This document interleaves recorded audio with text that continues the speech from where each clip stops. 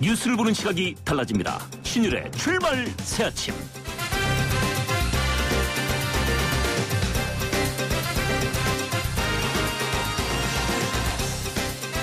요새 우리나라는 모스크바보다 춥다는 얘기가 많습니다. 그 정도로 엄청나게 춥다는 얘기인데요. 이렇게 추운 데다가 남부와 울릉, 제주 지역에는 폭설까지 내려서 고립된 주민들까지 있습니다. 특히 제주 지역에 갔던 분들 지금 하늘길과 바닷길이 모두 막혀서 발이 완전히 묶인 상태인데요. 그래서 공항에서 노숙할 수밖에 없는 상황이라고 합니다. 어쨌든 내일부터는 기온이 조금씩 올라간다고 하니까 이런 상황은 바뀔 것이라는 예측이 가능하죠. 하지만 선거구 획정과 노동관계법을 두고 협상을 벌이고 있는 정치권은 여전히 발이 묶여 있습니다. 그리고 언제 풀릴지도 모르는 상황인데요. 지금 선거구 획정에 대한 합의가 이루어진다고 해도 앞으로 어떤 지역이 어떻게 합구가 될 것인지에 대한 문제가 남아있어서 여전히 앞이 보이지 않을 가능성이 높습니다. 정치권의 한파 언제까지 계속될지 정말 모르겠습니다. 신율의 출발 새 아침 오늘 순서 시작하죠.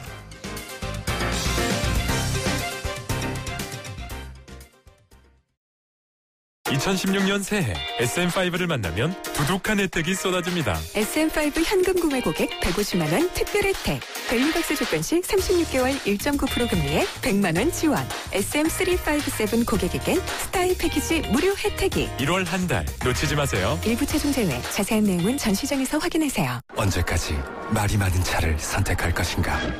더 이상 말이 필요 없는 SM3 디젤 탄생.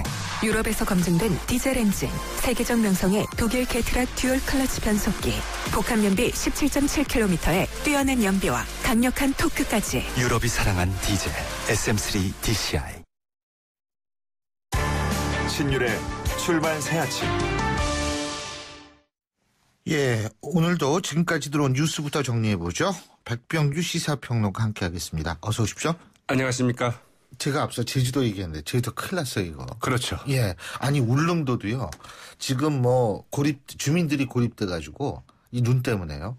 거기도 난리가 났다 그러는데 이거 참 큰일입니다. 제주도는 더군다나 그 왜 갔다가 못 오시는 분들이 지금 많은 모양이더라고요. 그렇죠. 예. 네, 지금 제주 이 말씀하신 것처럼 그 하늘길은 물론이고 그 바닷길도 꽁꽁 다 막힌 상태이죠. 예. 현재 6만여 명의 그 관광객들이 이 제주에서 그 발이 묶인 상태인데요. 네, 오늘까지 하면 한 9만여 명 정도가 될 것 같다고 그러죠.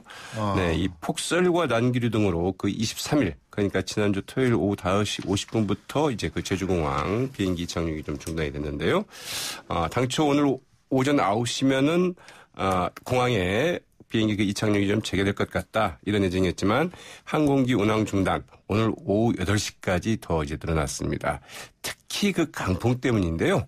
오늘 오후 8시까지 이 북서풍이 평균 초속 9m, 예. 순간 최대 풍속이 초속 15m 정도로 강하게 불 것으로 지금 예상되고 있죠.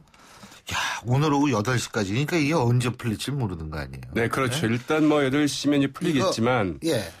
좀 지켜봐야 되겠죠. 아, 이거 하시는 분들 출근도 못 하실 거고. 그렇죠. 네? 이거 진짜 큰일인데. 이거 사실 비행기 뜰 때 뜨지 못하는 것처럼 고생스러운 거 같거든요. 맞습니다. 저도 비행기 한번 갇혀본 적이 있어요, 비행기에서. 원래 인천공항에 내려야 되는데, 부산에 가가지고, 인천에 그때, 왜 그랬더라? 눈 때문에 그랬던가? 그래가지고, 부산에 가서 갇혀있는데, 야, 그것도 힘들더라고요, 정말. 그럼요. 비행기 네. 안에 있으면 더 힘들죠. 야, 이게 참, 이분들은 어디서 지금 공항에서 노숙하고 그러시는 거예요? 네, 오늘 이제 방송에서도 많이 나왔습니다만 이 숙소를 구하지 못해서 그 공항에서 그 밤을 지낸 예. 세운 그 체류경만 하더라도 네, 어젯밤 한 1,700여 명이나 됐다고 그러죠.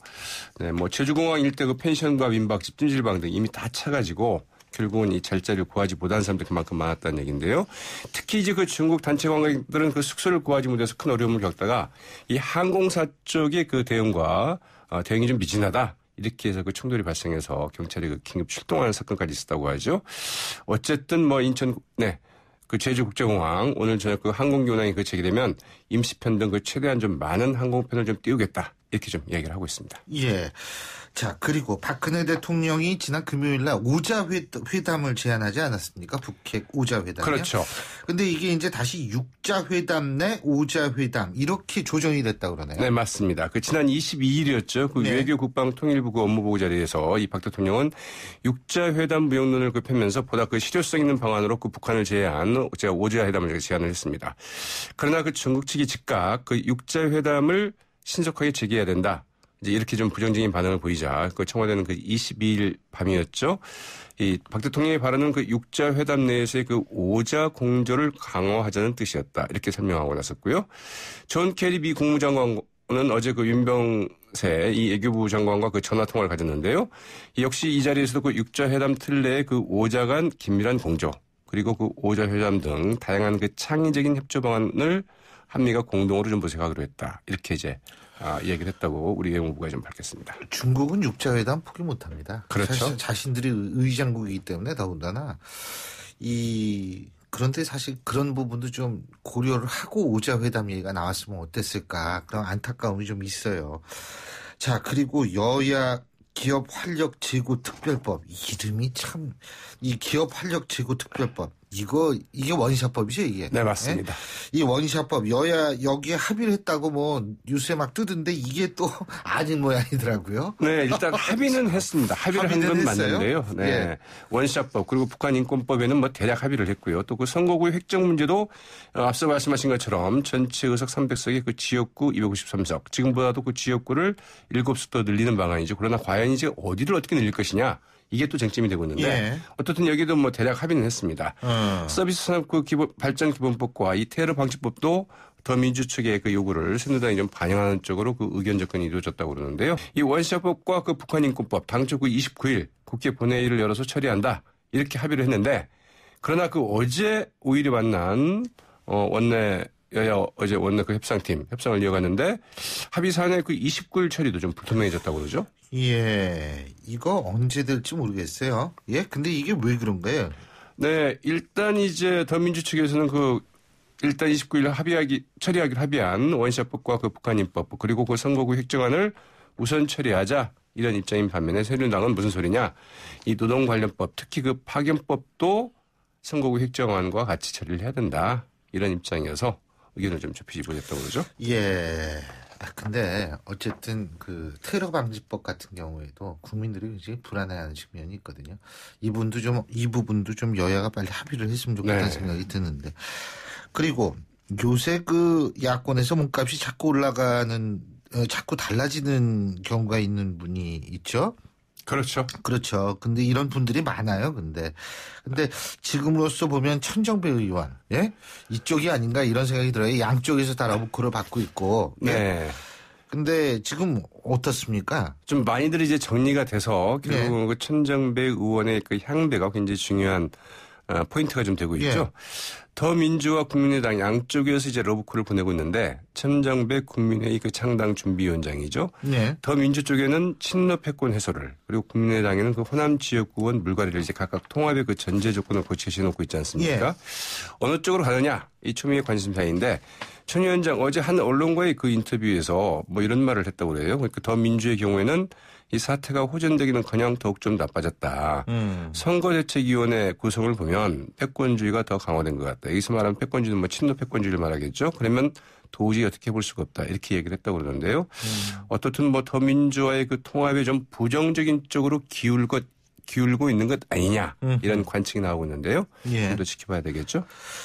예, 그렇습니다. 요새 있잖아요. 선거 앞두고 보니까 뭐 입당하는 사람이 계속 매일 김원걸 씨도 입당했다고 그러더라고요. 네, 더민주에. 어쨌든 그것이 순풍의 근원이 될지 역풍의 근원이 될지 두고 봐야 될 것 같고요. 오늘 말씀 여기까지 듣겠습니다. 고맙습니다. 네, 고맙습니다. 예, 지금까지 백병규 시사평론가였습니다.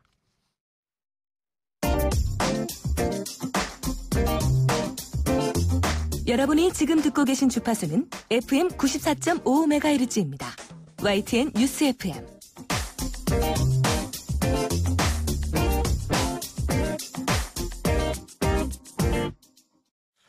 더불어민주당 지금 인재영입에다가 김종인 체제로 전환하는 과정에서 여러 가지로 이제 정비도 잘 되고 있다. 뭐 이런 평가도 있지만 또 다른 평가도 있는 게 사실입니다.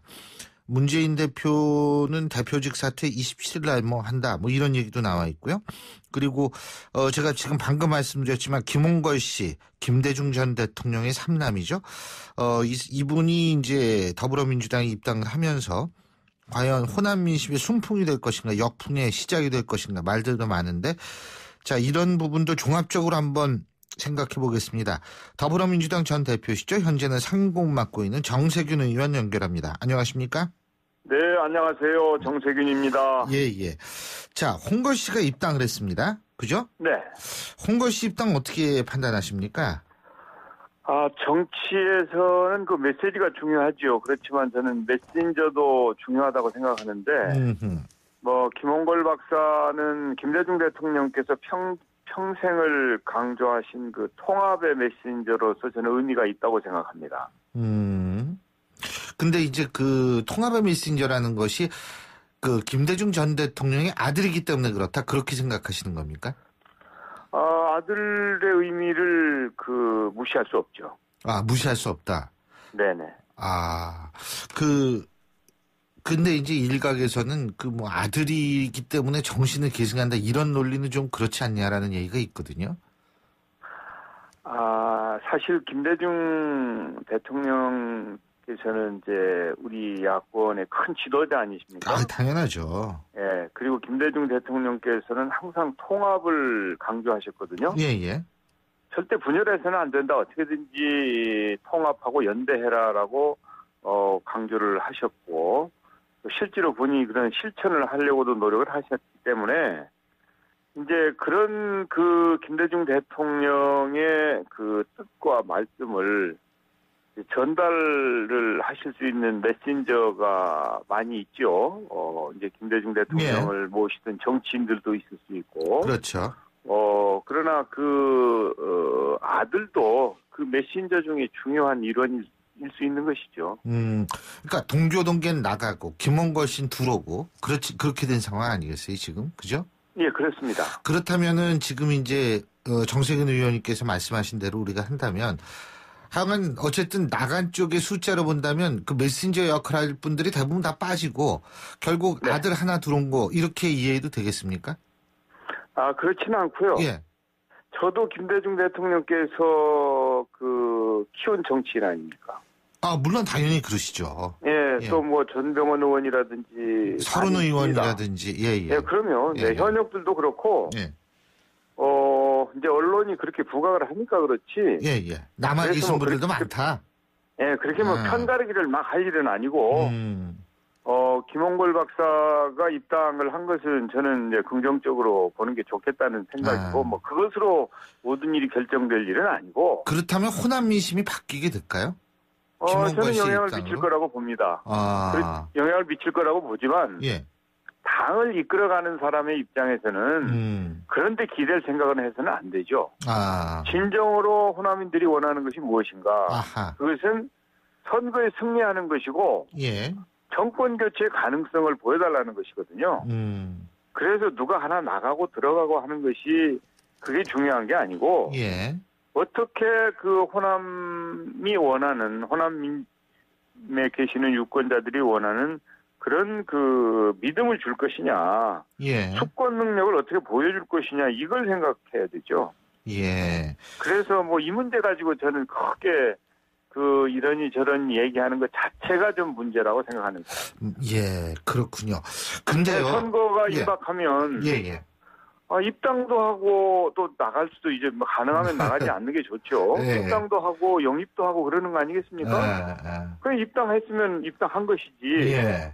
그걸 이제 이래서 문제고 저래서 문제고 자꾸 이제 이 긁어부스럼을 내는 것은 우리 정치의 본령도 아니고, 진짜 중요한 것은 그 당의 정책과 또 그 당이 추구하는 가치와 또 어떻게 국민과 제대로 소통하느냐를 보셔야지, 누구 사람 한 사람 들어가고 나가는 게 전부는 아니라고 봅니다.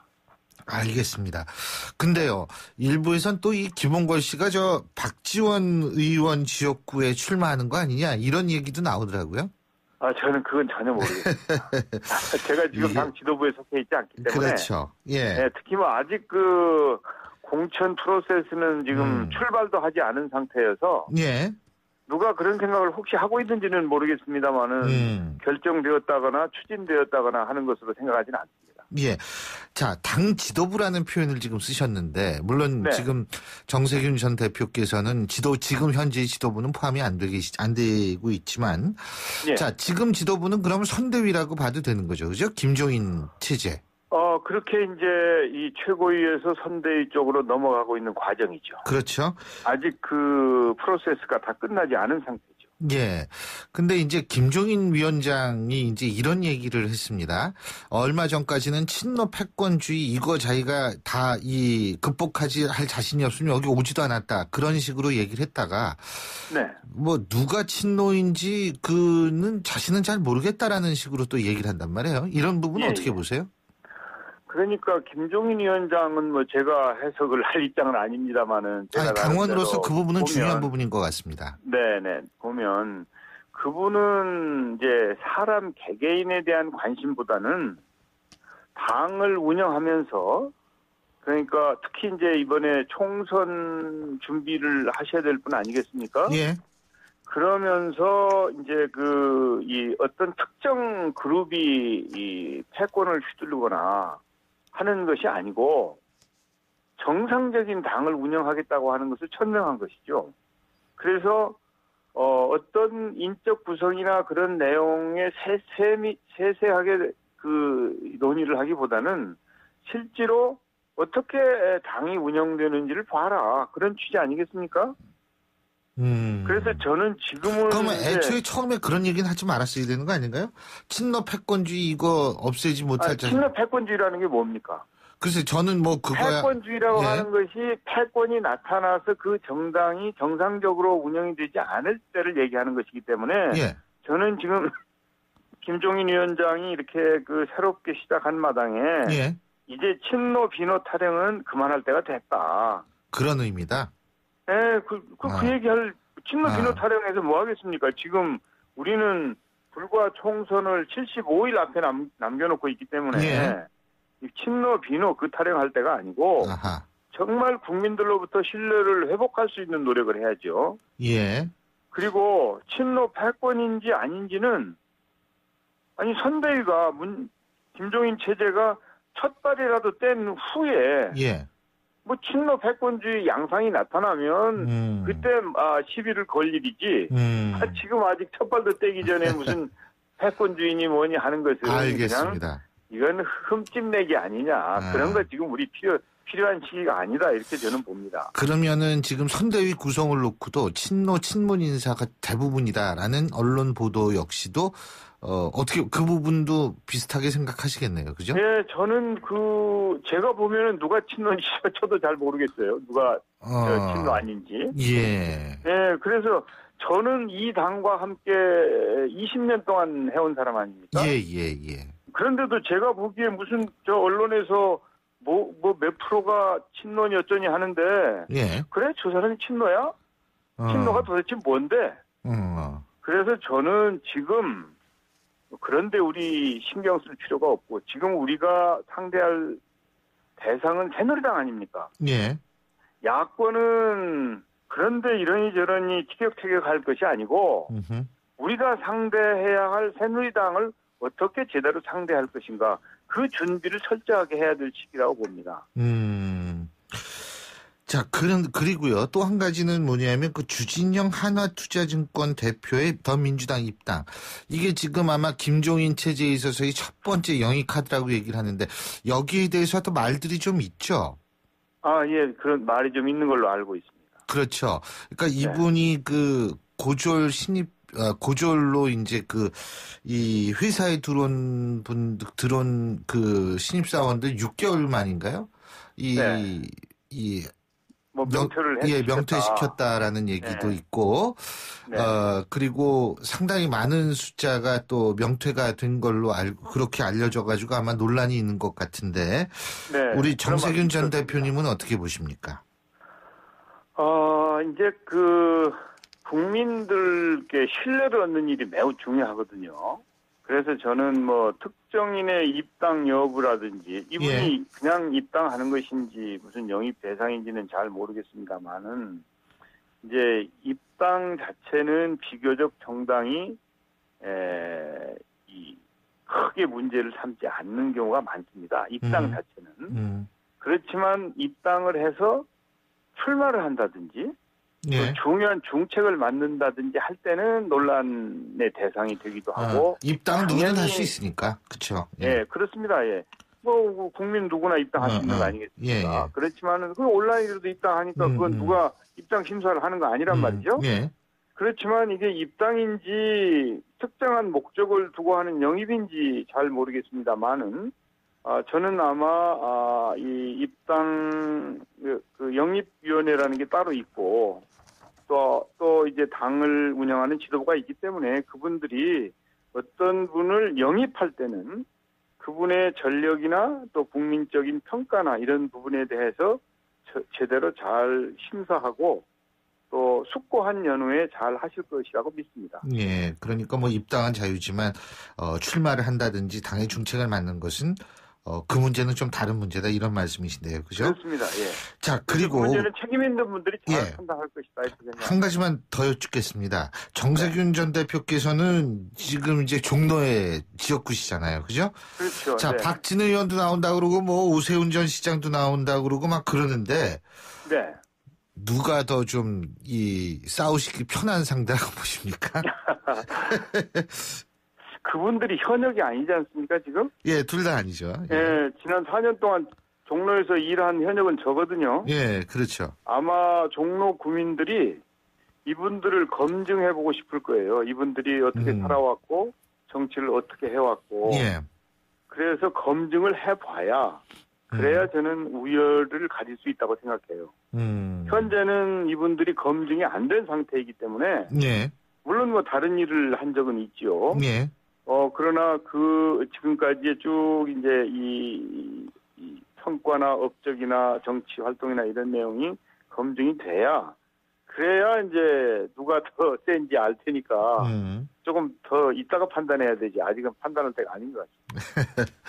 그리고 사실 제가 예. 상대 후보에 지금 신경 쓸 겨를이 없죠. 그냥 그런데 신경 쓰니보다는 예. 종로 일 하나 더 챙기는 게 제가 현재 할 수 있는 일이에요. 예, 잘 알겠습니다. 오늘 말씀 여기까지 듣겠습니다. 고맙습니다. 네. 예, 지금까지 더불어민주당의 정세균 전 대표였고요. 자, 신율의 출발 새 아침 1부 순서는 여기서 줄입니다. 잠시 뒤 2부에서 뵙죠. 생각에 여유가 있어야 한다. 오로지 자신으로만 채워지면 해낼 수 없다.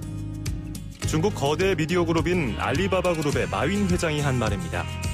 마윈 회장은 10주년 창간식에서 짙은 화장과 로커 복장으로 라이온킹의 주제곡을 부르는 기행을 보여주기도 했는데요. 열심히 일하는 만큼 자신의 취미 생활을 즐기는 모습으로도 유명합니다. 일과 휴식이 비례할 수 없다는 것은 이제 낡은 생각입니다. 효율적인 업무 시스템과 휴식의 공존, 대한민국 직장인의 꿈입니다. YTN 라디오 직장문화 개선 캠페인은 U+ 비즈 스카이프와 함께합니다. 안녕하세요. 100세 인생 가수 이혜란입니다. YTN 라디오 들으시면 빠른 소식과 유용한 정보를 많이 얻어가실 수 있습니다. 오전 7시 신율의 출발의 새 아침을 들으시면 수백 가지 시사 정보 꽉 잡으실 수 있고요. 오후 3시와 4시 YTN 생생경제 굿모닝 굿나이프를 들으시면 100세까지 부자로 사는 방법을 알려드립니다. FM 94.5 YTN 라디오는 재밌다고 전해라. 소통의 아침을 여는 공정한 목소리. 신율의 출발 새 아침.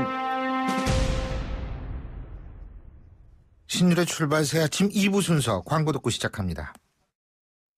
사장님들은 고민이 많다. 우리 가게 와이파이 설치해야 하는데. 카드 결제기는 어떡하지? CCTV도 달아야 하는데. 올레비즈 성공팩에 맡기세요. 사업에 필요한 IT 서비스를 한 번에. 거기에 휴대폰 통신비 할인까지. 올레비즈 성공팩. 문의 1588-0114 KT. 히어로즈 시즌5네? 어디서 구했어? LTE 비디오 포털. 혹시 베테랑도 구할 수 있어? LTE 비디오 포털. 아, 나 어제 응답 하나도 못 봤는데. LTE 비디오 포털에 다 있다고. TV, 미드, 영화, 지식까지 세상의 모든 비디오 LTE 비디오 포털. 통신사 관리 없이 지금 무료로 다운받으세요. LTE.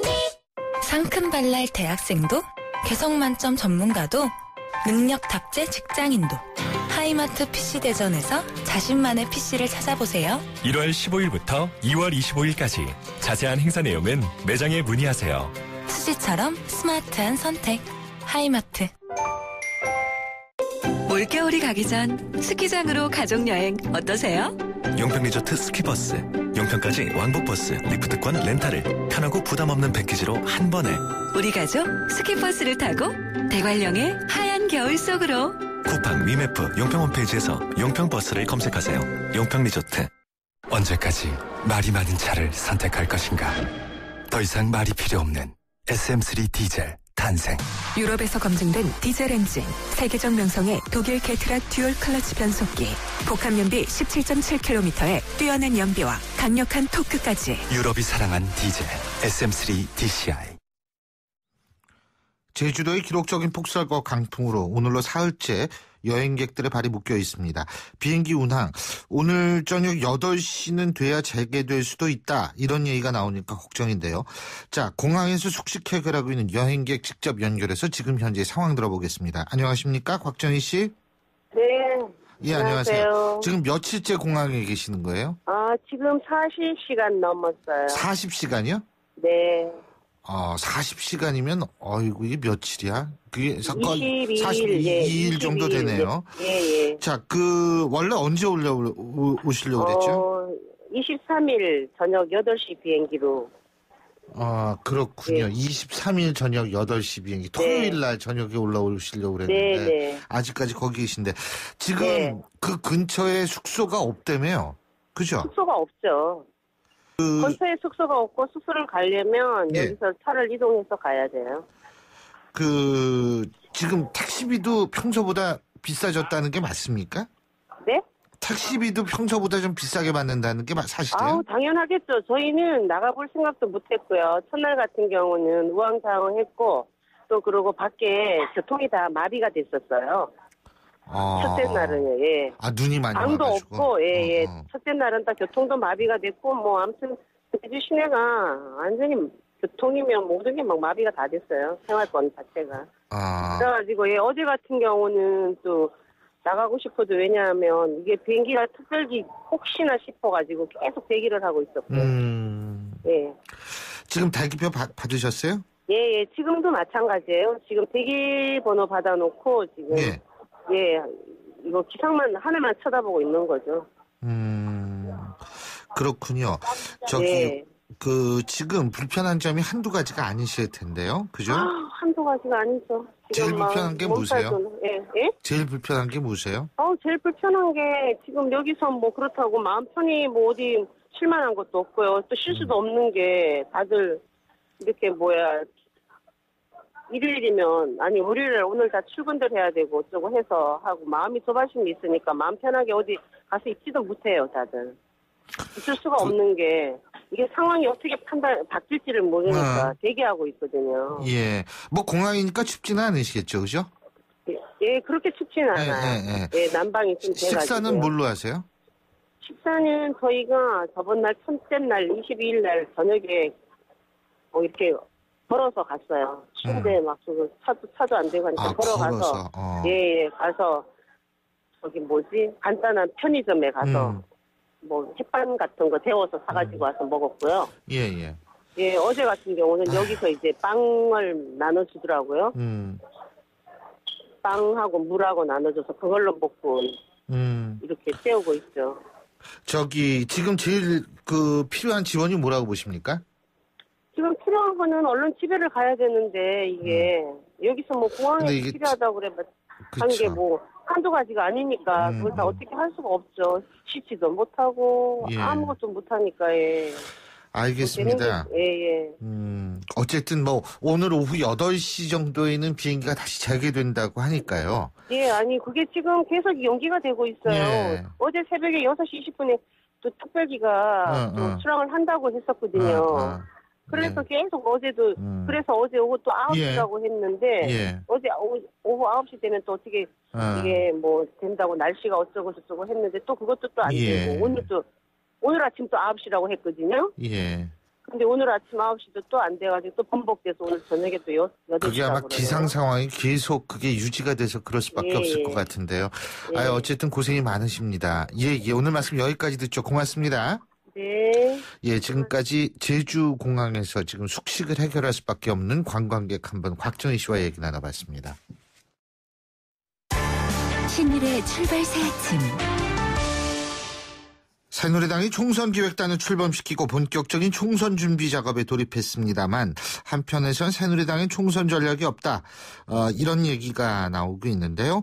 자, 김무성 대표가 공언한 180석이 가능한지 뭐 여러 가지 얘기 한번 들어보겠습니다. 친김무성계로 분류되는 분이죠. 새누리당 김성태 의원 연결합니다. 안녕하십니까? 예, 안녕하세요. 김성태입니다. 예. 그 옛날에 말이에요. 근자감이라고 있었어요. 그죠? 근거 없는 자신감. 이게 근자감 아니겠어요? 근데 요새 근자감이다. 지금 180석 얘기는 근자감이다. 이런 얘기 나오는데 어떻게 보세요?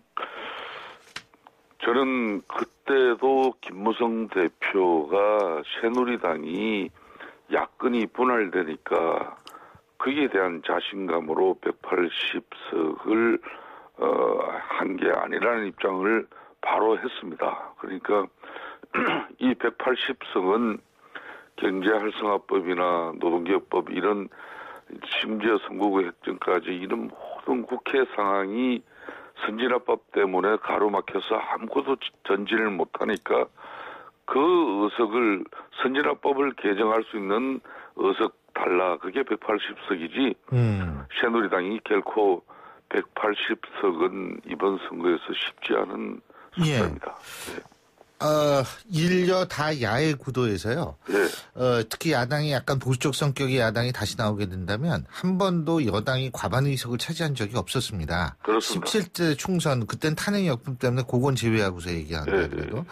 그렇기 때문에 이게 180석이라는 게 좀 그런데 그런 의미에서 제가 여쭤보는데 사실상 국민의당이 지금 나오고 있지 않습니까? 그렇다면은 나중에 20대 국회에서는 국민의당 같은 경우를 오히려 여당의 입장에서 볼 때는 물론 이제 국민의당이 캐스팅 보트를 쥐고 있다라고 가정을 한다면 오히려 좀 더 하나의 연대 세력으로 생각할 수 있지 않나 이런 분석도 나오거든요. 어떻게 보세요? 그렇습니다. 이제 국민의당은 새정치민주연합에서도 친노 백헌주의에 사실상 제대로 된 야당의 모습을 가져갈 수 없다는 그런 주장과 그런 뜻을 가진 분들이 뛰쳐나왔기 때문에 앞으로 지금 더불어민주당하고의 연대 가능성이 일방적으로 유지될 것이라는 것은 저는 맞지 않다고 봅니다. 말 그대로 이 보수와 진보의 갈등의 틈에서 진정한 또 중도를 아우르고 또 그런 가운데 보수와 진보가 한 발씩 양보할 수 있는 그런 정치 공간을 만들어낼 수 있는 좋은 기회죠. 자, 그리고 또 한 가지는 뭐냐면 지금 김무성 대표가 얘기했던 것이 어떤 거냐면 상향식 공천 이 얘기를 많이 하는데 오늘 아침에도 벌써 인터넷에 나온 게 뭐냐면 부산 지역 같은 경우에도 상향식 공천이라는 것 때문에 오히려 정치 신인들이 무지개 손해본다 이런 기사가 떴더라고요. 그리고 또 한 가지는 뭐냐면 안대희 전 대법관 같은 경우에 최고위원회 지명을 했어요. 이게 상향식 공천한다면서 이런 식으로 하면 불공정 게임 아니냐 이런 목소리 많지 않습니까? 어떻게 보십니까? 그러니까 새누리당은 이 상향식 공천의 인재 등용은 참신하고 유능한 인재를 당내로 유입될 수 있도록 길을 터주되 이들을 선거 후보로 선택하는 것은 결국 국민이 선택하도록 하는 것이죠. 그 지역 유권자가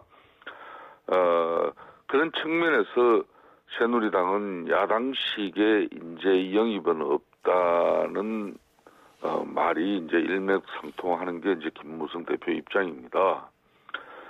그런 측면에서 새누리당은 과거 이제 특정 인물을 특정 직에 꽂는 전략 공천을 안 한다는 것이지 외부 인재가 들어올 수 있는 문을 아예 걸어 잠그고 그거 아니거든요. 근데 그거하고 공정한 경선을 보장해야 된다는 김무성 대표의 얘기가 틀렸다라는 의견들이 많이 나오고 있거든요.